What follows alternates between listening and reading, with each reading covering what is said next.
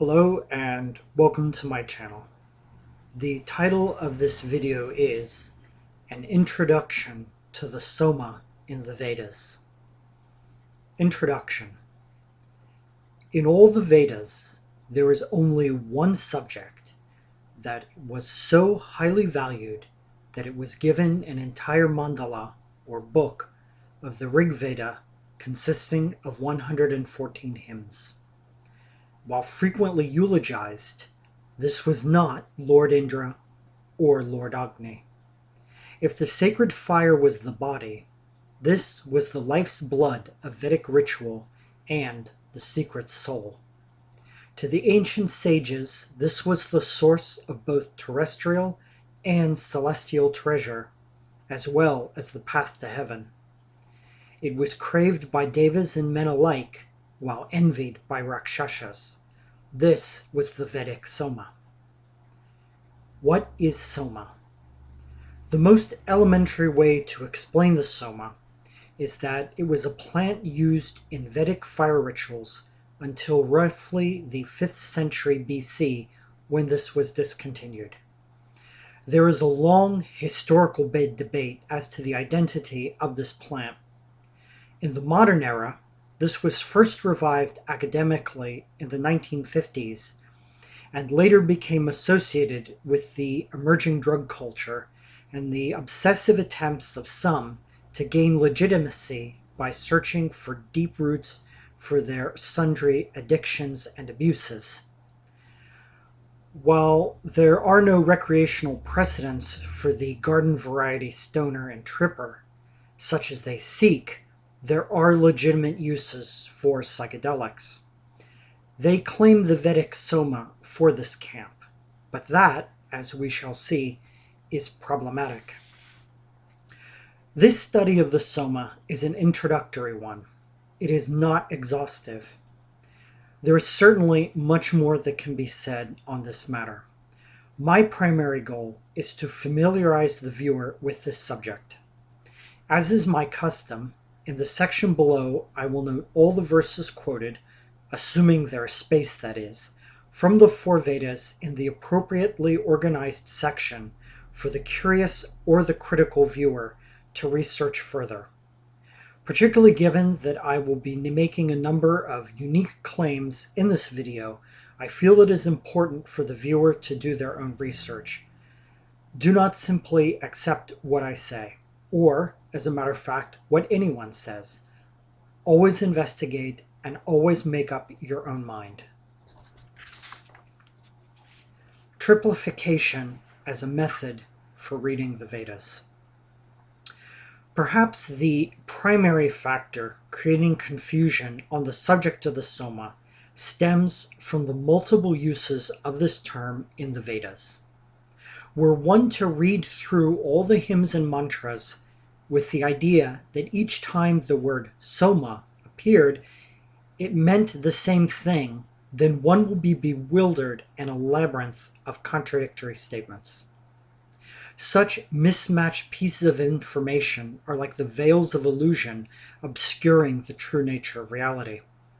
Soma is a physical plant that either makes one immortal, however one interprets that, or opens the path to heaven. Some read this as a psychedelic experience. It wanders through heaven and makes rain, but somehow still grows on mountain ridges. It generates Lord Indra, and yet he is generous when drunk on it. Or it's a Red Bull, stolen from heaven by a hawk. Compiling the imagery and associations with Soma, it is not unlike Western alchemy, with its layers of esoteric icons and half-told legends.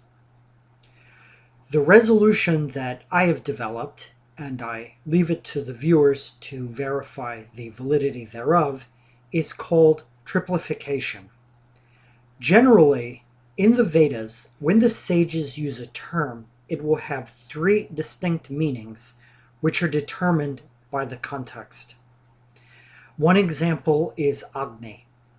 One meaning is the physical fire of the sacrifice into which the Brahmins made their offerings to the devas. That is the terrestrial Agni. The celestial aspect of this is Lord Agni, the Deva himself. These are both macrocosmic. Then there is the internal Agni, which is yogic and is an aspect of the human energy body.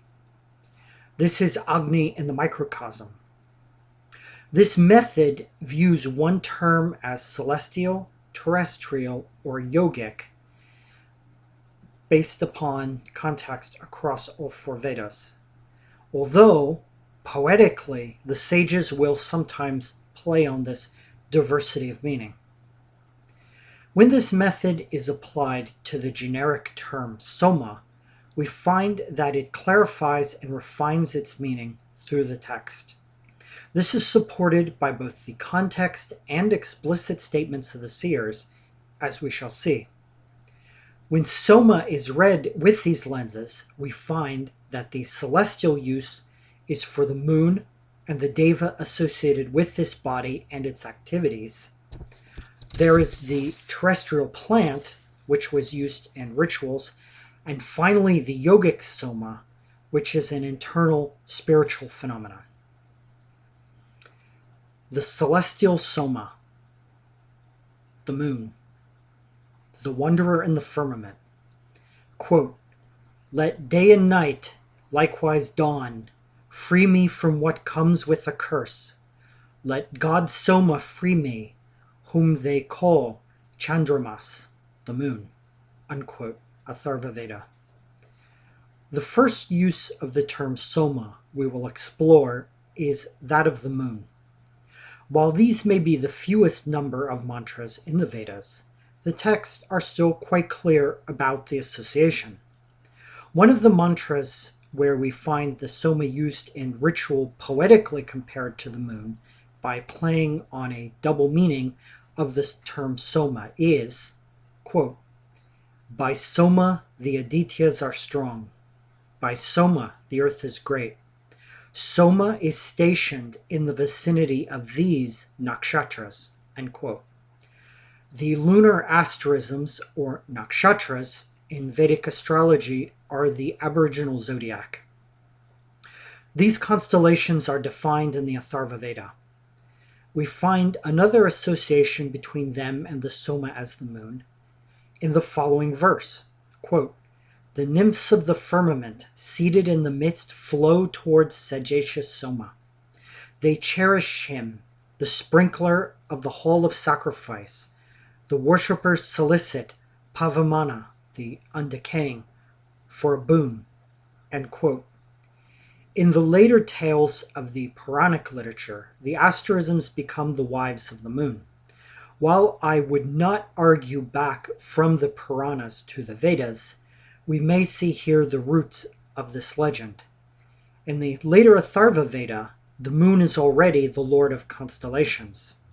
In the verses quoted, the cups of Soma poured into the sacred fire, as outlined in the Yajurveda 6-9, are seen as symbolic representations of the lunar asterisms or nakshatra to the poetic expression of the moon as Soma. But does this layered metaphor demonstrate that the visible moon is also called Soma? We find this use of the word Soma also associated with the observable attributes of the physical moon. The Soma abides in the middle region of the waters, in the sky through which it wanders. He is also said to wander through two worlds, and is described further as half seen, half unseen. A simple reading of this would be that this is referring to the lunar cycle in which the moon waxes and wanes until it is dark, only to be reborn. Perhaps this association with a visual rebirth is why the moon is also called the child of heaven. This projection of imagery onto the moon is not unique to Vedic culture. The impermanence of the moon as he flows through the cycle of birth and death is recognized in many cultures. Poets have often felt the transitory nature of, what the Japanese call this floating world, reflected in their experiences of the moon. One example which comes to mind is by the late French Romantic poet Baudelaire in The Sadness of the Moon. Quote, "The moon more indolently dreams tonight than a fair woman on her couch at rest, caressing with a hand distraught and light, before she sleeps, the contours of her breast.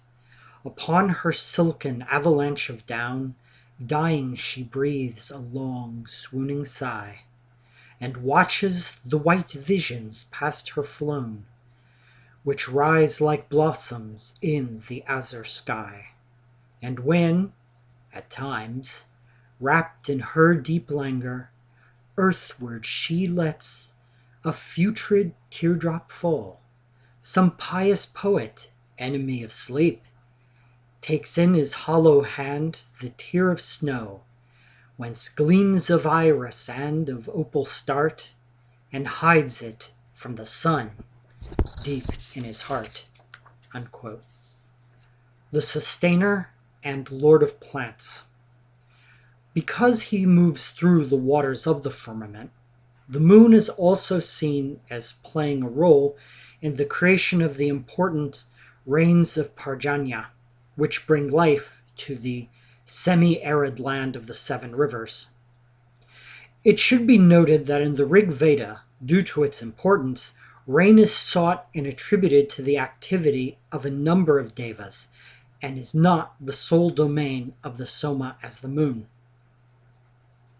As the lord of the water cycle, which sustains life, it would follow that the Soma gives health to cows, man, and plants, as well as being said that the Soma is in all plants, because the life force of the moon flows through them in the waters. The moon is not only seen as giving rain, but also of making thunder. This association of the moon with Soma and rain is expressed clearly in the hymns, such as that the Soma flows in streams from the firmament, which seems in this metaphor, but not necessarily all like it, to refer to the monsoon storms. In the Yajurveda, we are told amrita is in the waters as well. Amrita in the Puranas is that which gives life. Because water sustains life, it is a reflection, or some may say a vehicle, of this more esoteric force.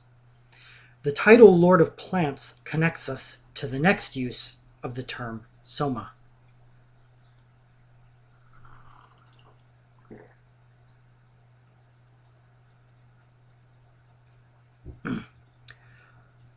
The terrestrial Soma, the plant.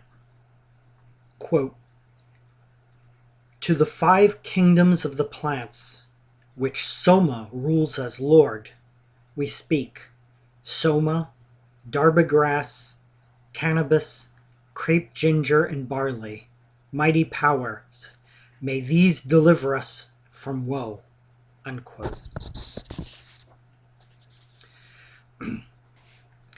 The most recognized use of the term Soma is also the most controversial, the plant. The Vedas themselves are neither cryptic nor sparse in their descriptions of this plant. Unfortunately, in the articles and lectures I have seen, this seems to be the last place investigators will seek information about it. Most have their own preconceived theories, often with agendas for rationalization of drug use, such as the stoners who argue that Soma is cannabis, and the trippers who claim that it is the hallucinogenic Amanita muscaria mushroom. However, if we wish to be serious in our study, then we need to harvest the text for each grain on the subject and examine them all before reaching any solid conclusions. Thus, to determine the identity of the Soma plant, we will scrutinize the descriptions of it given to us by the sages themselves. Our second category will be to uncover the effects of this plant on those who ingest it. With these two categories, we will be able to examine the modern candidates for the title of Best of Plants. Quote, "May I be utmost of all, even as this plant is the queen of trees." Unquote. First category, the physical appearance of the raw Soma plant. The most common description we find of the wild Soma plant is the color. I wish to stress at this point that there are those who confuse the raw plant with the Soma brew. Some will claim the Soma was tawny when the plant is nowhere described in this way. This description refers to the Soma mixture of boiled milk to which honey is added. The color most frequently described for the Soma plant is yellow. We find this in several verses. Quote, "When the yellow Soma plants milk forth their juices as cows from their udders." Unquote. This is repeated in the Atharva Veda. In the Sama Veda, the plant is described as golden-hued.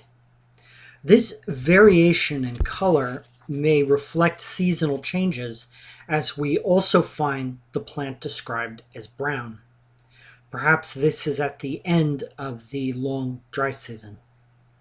In addition to the color, we are told that Soma is a stalk. This is never modified with an adjective, so we do not know based on this whether the stalk was long or short. That, of course, would be critical. But we are given the additional information that the Soma possessed well-nourished branches, and it is described by classical and modern commentators in key mantras in the Yajurveda as a sprig. Habitat of the Soma plant.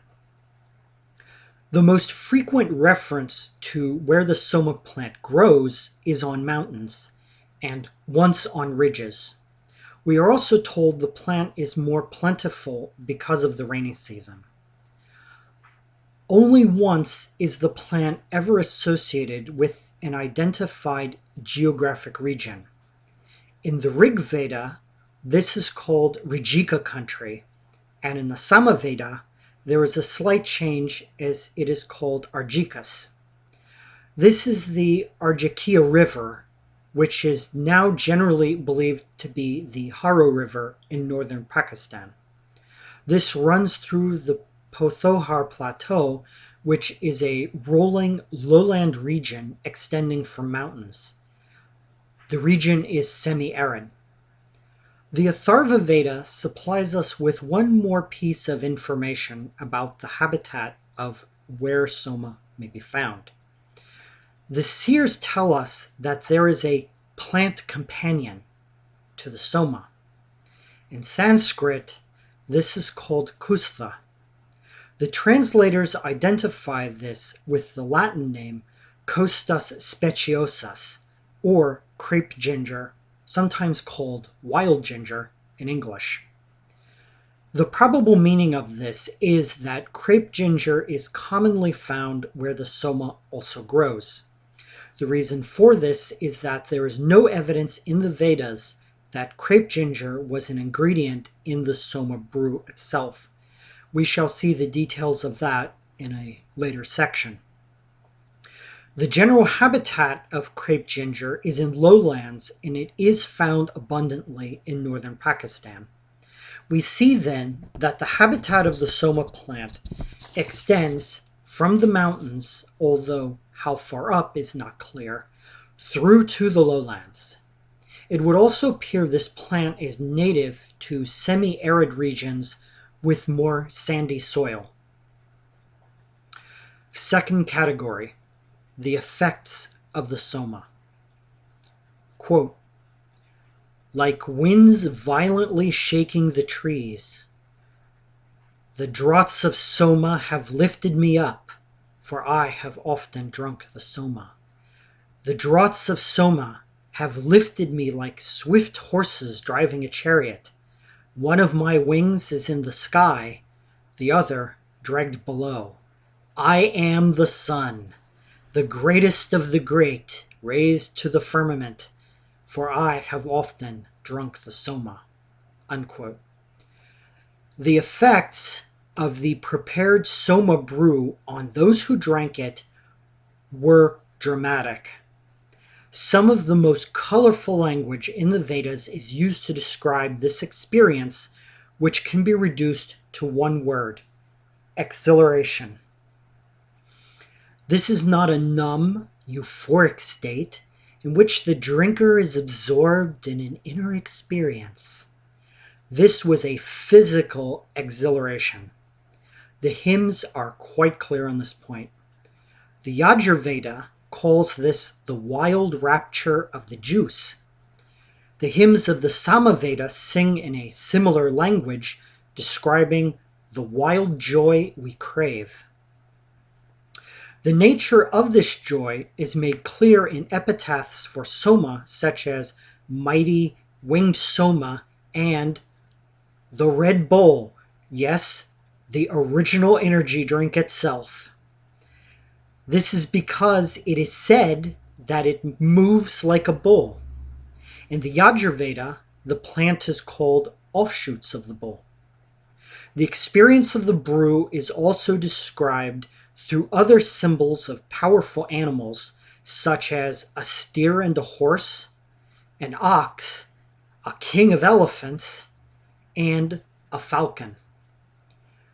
The sages of the Vedas also speak less poetically and more directly about the elation of the Soma brew, frequently telling us that this exhilarating liquor gives one excellent vigor. It is also said of the bliss-bestowing stream of the Soma brew that it sustains our energy and is the agitator of all. Sexual imagery as metaphors for the effects of Soma. Another set of metaphors used by the sages to describe the ecstatic effects of the Soma also supports the thesis that this was a physical stimulant. This is the use of sexual imagery. These symbols are often quite explicit and even morally illicit. Perhaps this is indicative of how the intoxicant can liberate one from social restraint. I cannot help but be reminded of the classical cult of Dionysus and one of his epitaphs, Eleutherios, the liberator.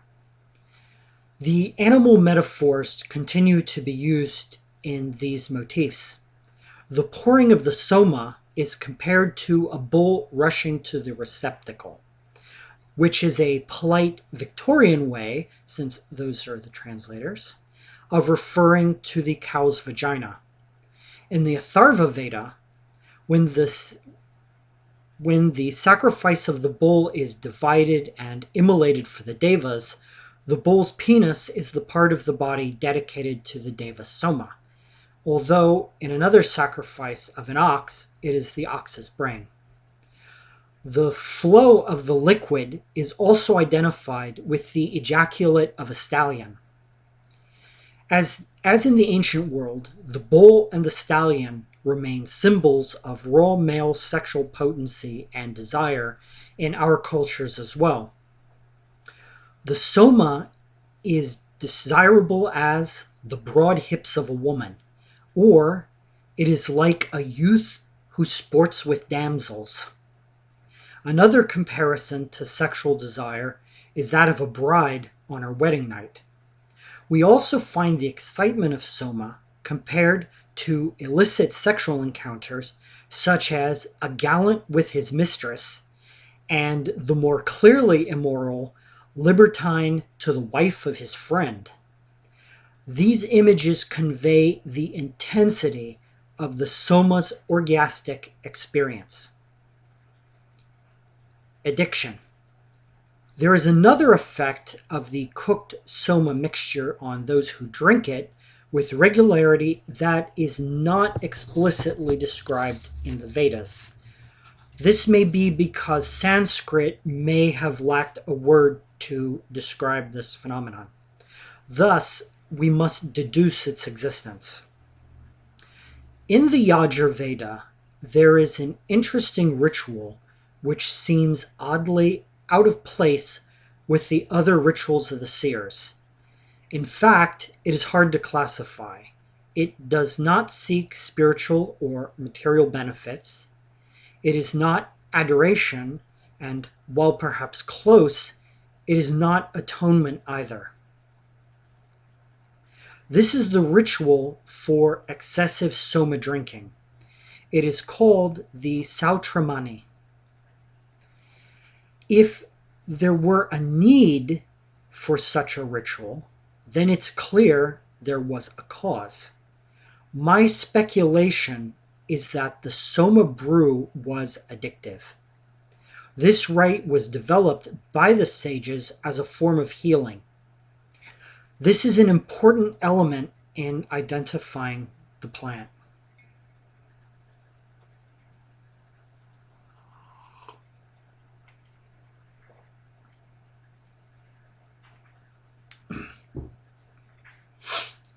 The claims of Amanita muscaria and cannabis. Two of the most common plants that are identified with Soma are the Amanita muscaria mushroom and cannabis. When we consider both the descriptions of the raw Soma plant and the effects of the prepared brew, it should be clear that neither of these fit the description. The mushroom is a complete mismatch. Not only is the color wrong, as the fungus is red and white while the Soma plant is tones of yellow, but the Soma is identified as a sprig by some commentators and has branches. Further, Soma does not produce the identical effects as those generated by the mushrooms, which are internalized and hallucinogenic. The Soma is electrifying, nor is the use of the mushroom addictive. One might build a stronger case for hemp. However, this plant is explicitly mentioned as a separate species and is one of the 5 great plants of whom the Soma is king. Thus, it cannot be identical to the Soma itself.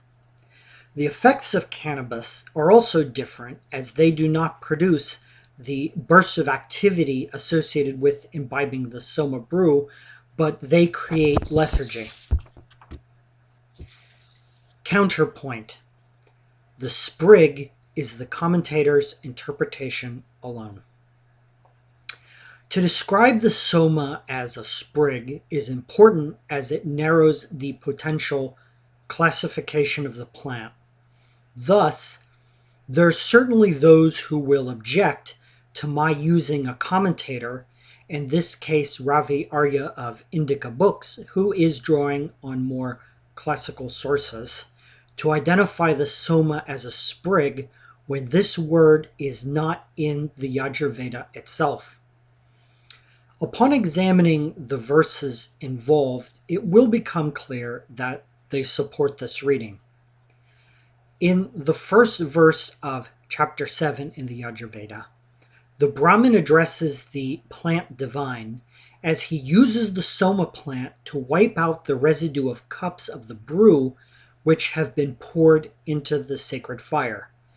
None of this could simply be thrown away. It had to be immolated or disposed of. This is then consigned to the flame. In the second verse, which appears in chapter 8, the priest chants, "I stir you for the fall of cloud-born waters," etc., while using the plant to mix a cup that is about to be offered to Lord Agni. In all probability, for those who may argue for the mushroom, a fungus is not a very effective tool for the 2 tasks described. The stronger case is that the Soma is a sprig, or at the very least here, a stalk. The most effective plant to remove as much of the residue of the sacrificial liquid as possible would be a sprig. Ephedra. There is only one candidate which matches the written record. This is ephedra. It is consistent with the description given in the Vedas, and it is found abundantly in northern Pakistan, the only region where we are told explicitly Soma is located. It also has a history of a use as a stimulant long after the Vedic era. Quote, the only known local use of ephedra is in intoxicating chewing powders where ashes of ephedra twigs are mixed with tobacco, unquote. University of Karachi, Department of Botany. Ephedra also conforms to another trait we have seen associated with prepared soma. In the United States, it was a popular dietary aid because it is a stimulant, but it was banned by the FDA in 2004. Why? Because it's addictive.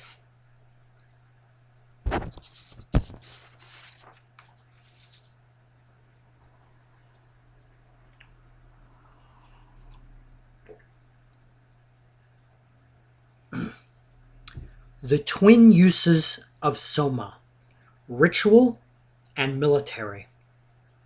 Ritual. The primary association of the plant is with the Soma sacrifice. This was central to the Vedic rituals.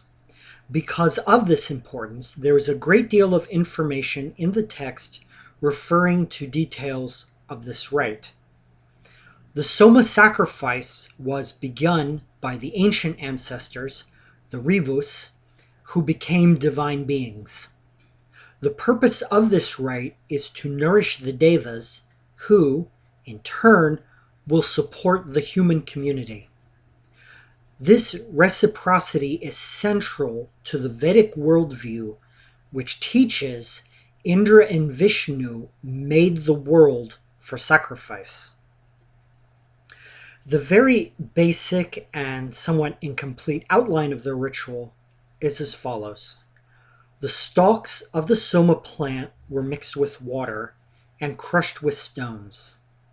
The mash was then pressed by hand to create a green juice. This juice was filtered in most verses through wool to remove any pieces of stalk or impurities, and was then poured into a pitcher or a vat.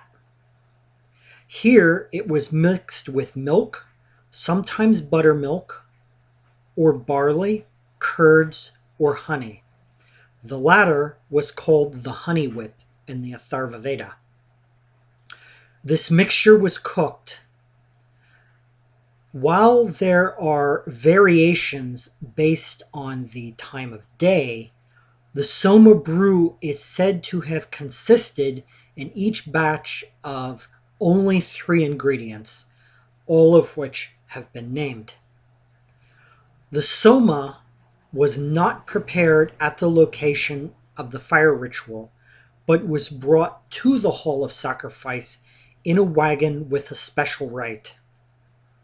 Throughout this ritual, the hymns of the Rig Veda were sung as the chanters of the Sama recite the meters and delight the hearers. And in the Atharva Veda, there is reference to musicians present at this rite. The Yajur Veda mentions drums. The priest circumambulated the altar, and then the Soma was poured into the sacred fire. The final act was to sprinkle some of the liquid onto a skin, often antelope skin, covered with darba grass. It was there that, in the Vedic era, the Devas were visibly present. The first Deva to receive the Soma was always Lord Vayu, and other offerings followed. Lord Indra was the chief drinker of Soma, so many of these would involve him and then the other Devas. Military. The next use of the Soma brew we will examine is its military application. This is not commonly recognized. For that reason, I will methodically demonstrate my thesis that the Soma was drunk by the Aryan warriors to reach a state similar to that of the wild bloodlust of the ecstatic Northern European berserkers. It has already been seen that the Soma was a physical stimulant.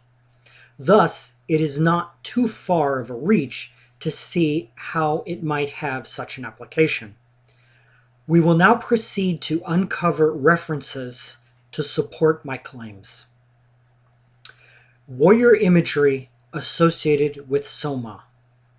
1. The example of Lord Indra's activities under the influence of Soma. The Greek philosopher commented in Nicomachean Ethics, "Men create gods after their own image, not only with regard to their form, but with regard to their mode of life." Unquote. We might correct Aristotle and say that man perceives them in the way described, not creates them, but the point remains. Especially in the Rig Veda, the descriptions of Lord Indra are very much those of a tribal chieftain.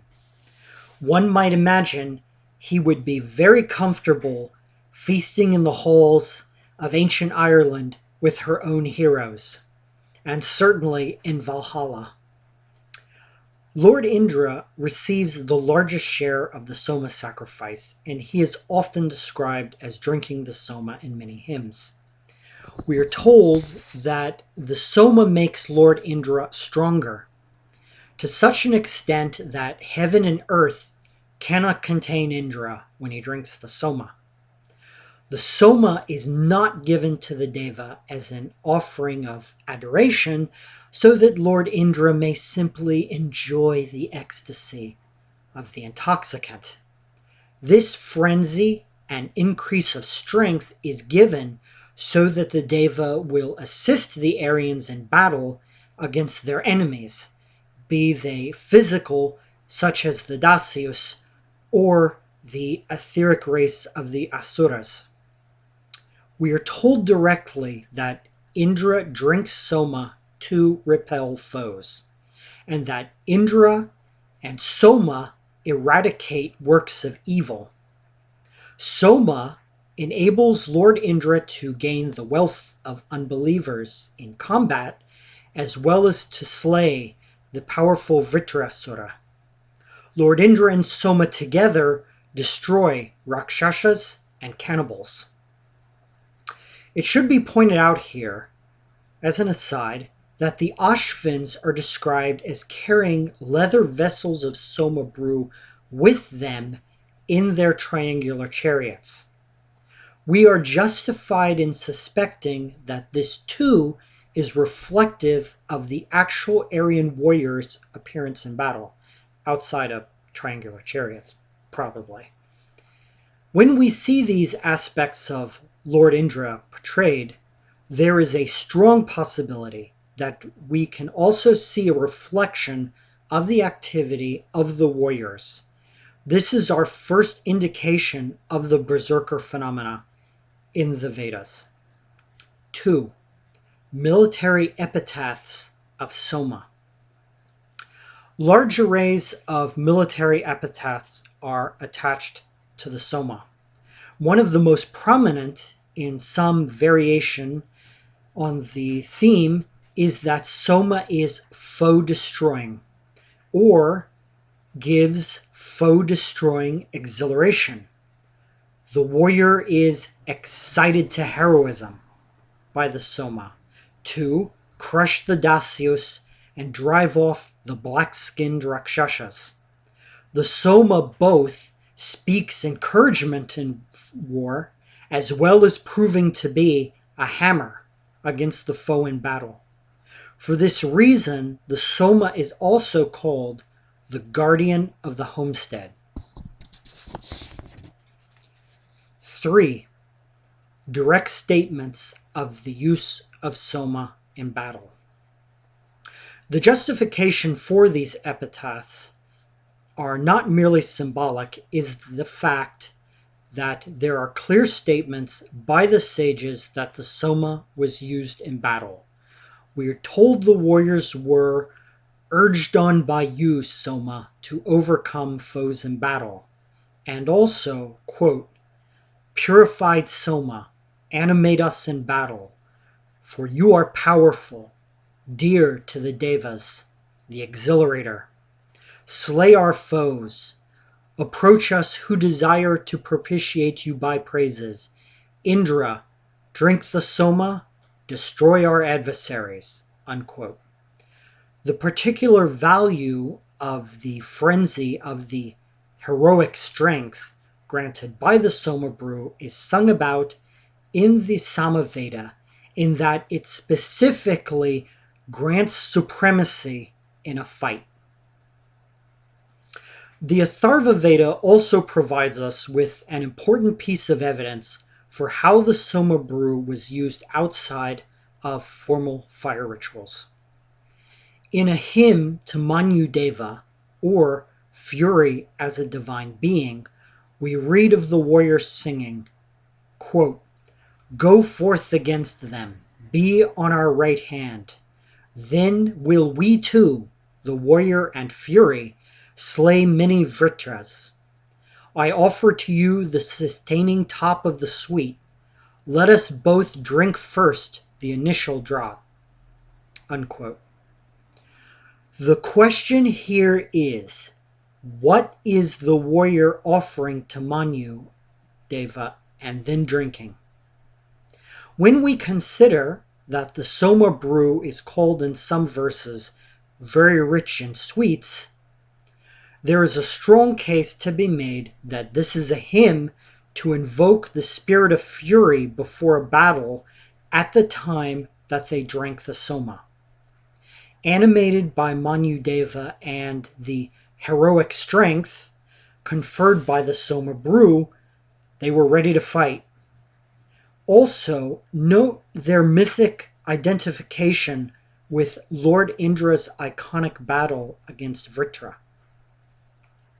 This further supports the earlier contention that we can see in the imagery and legends of Lord Indra the archetype of the tribal warrior and chieftain, and from him we can learn about them.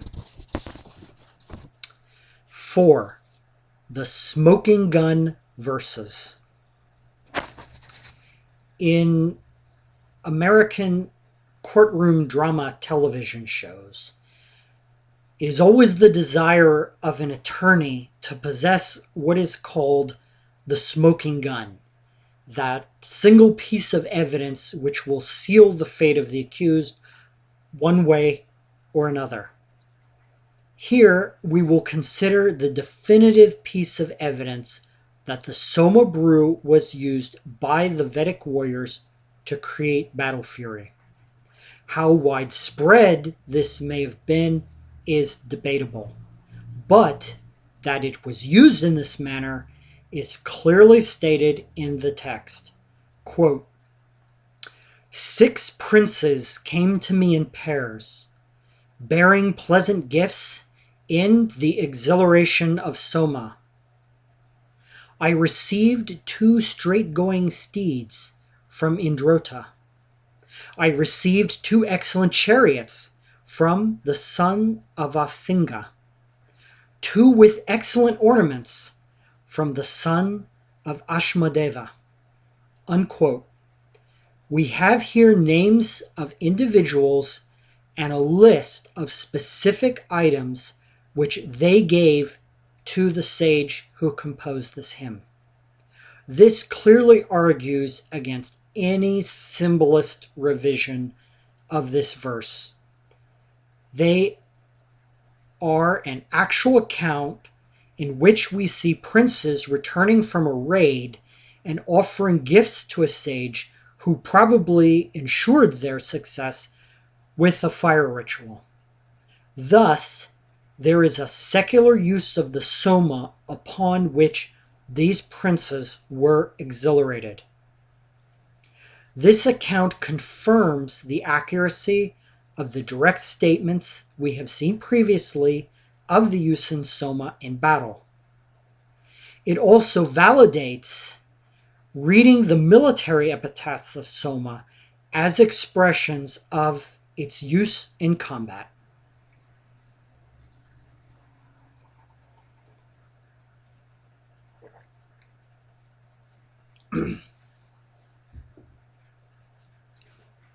The Yogic Soma, consciousness. Quote, the bull's majestic form is shining brightly. The pures proceed. Soma, somas. Unquote. Internal phenomenon. Quote, one who thinks himself to have drunk Soma when they crush up an herb, what Soma the priests know, of that no earthly man partakes. Unquote. The third use of the term Soma takes us far from the frenzied activity of electrified warriors fighting the dasyus to win cows and horses. This Soma is not the Red Bull, but a swan.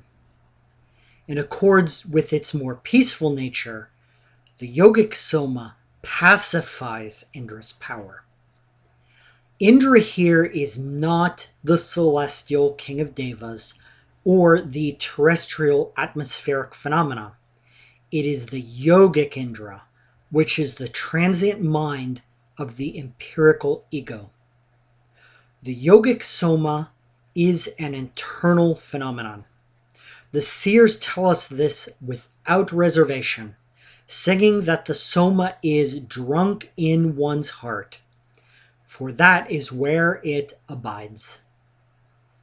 It is not the plant, and they should not be confused.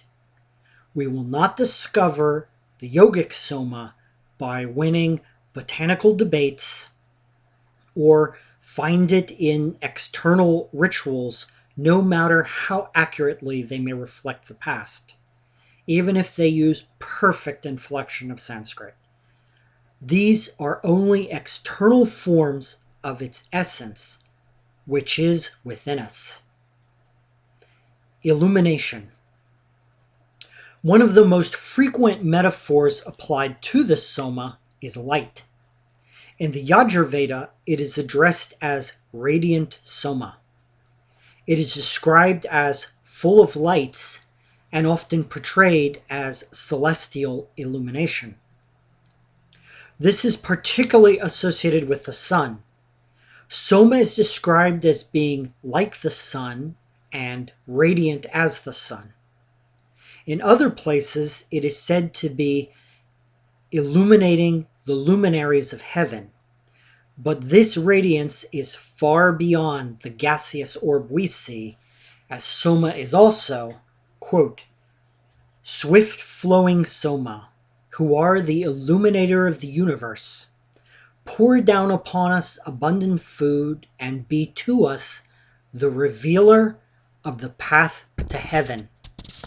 Unquote. As these verses are speaking of the yogic Soma, it must be emphasized that this illumination is an internal experience. Comparisons with the material sun are metaphoric. The Soma which abides in our hearts is also worshipped at the central point of heaven, because this and our hearts are in reality the same location. This sun is our own soul. Immortality. Quote, we have drunk the Soma, we have become immortal, we have attained the light. Unquote. This verse is perhaps one of the most well-known, if not the, of the entire Rig Veda. No mixture of crushed plant matter boiled in milk is going to make one physically immortal. One must pacify the internal Indra of the empirical ego and his various thunderstorms to be able to drink this Soma internally and perceive the hidden light shining at the heart of our own being, which actually illuminates the universe. This is the path to heaven and immortality. The Soma is drawing us to that path in subtle ways of which we are probably not often aware, as it is calling all creatures to immortality. The immortality spoken of in the Vedas, I want to stress again, is not physical immortality of the type in legends one attains by some drink, or the transhumanist dream of merging their minds, assuming they understood what that phenomenon actually is, which they don't, with machines. Nor is it to avoid what is called in Western occultism the second death, which is the decay of the astral body after death. Immortality is, like the divine ancestors, the Rivus, to attain to a higher state and be liberated from the cycle of birth and death. To enter into the experience of the light of the yogic internal Soma is the key to immortality. We see this in cryptic verses where the sages tell us, quote, "Where Vivasat's sun is king, where the inner chamber of the sun is, where these great waves are, there make us immortal, flow Indu," another name for Soma, for Indra.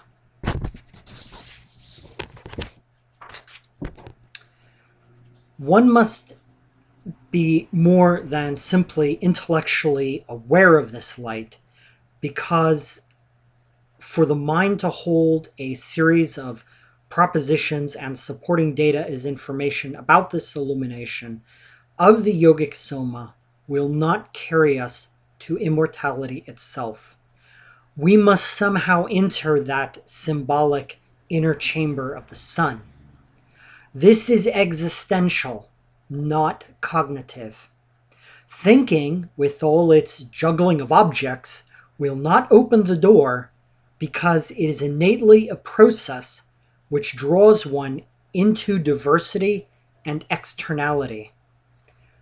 This can point to the answer, but cannot take us across the threshold. Consciousness. Any human or any sentient creature in any realm would certainly want to know, what is this light that conveys immortality? How then does one enter the inner chamber? To comprehend the nature of this light, we must examine how it is presented by the seers in the hymn to see the direction in which they point us. The sages teach us that Soma is the sustainer of the world. Soma is also, in the ultimate sense, the creator or the source. Not only, are we told, is Soma the generator of heaven and earth, but it is from the yogic Soma that the celestial powers of Vishnu, Indra, and Agni emerge. All the devas emerge from and are made immortal by Soma. Not only is Soma the source of all that exists, it is also the ultimate of all things. This ultimate of all things, which alone is equal to the epitaph the seers have given us as guidepost, through the obscuring thunderclouds of the imperial ego, which filters the light, is consciousness.